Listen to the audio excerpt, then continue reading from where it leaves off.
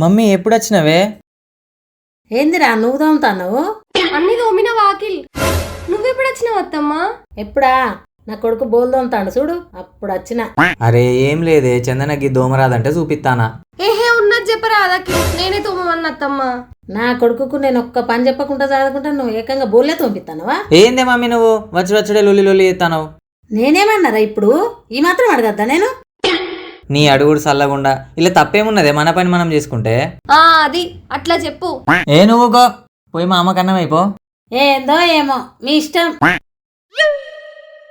కూర కొంచెం మా అమ్మకి ఇరా. ఇది నాదకిల్, నువ్వు తిన్నావు కదా మంచిగా.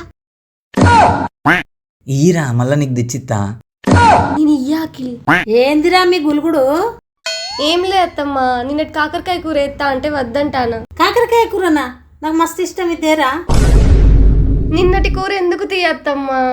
ఏం కాదురా, నేను తింటా.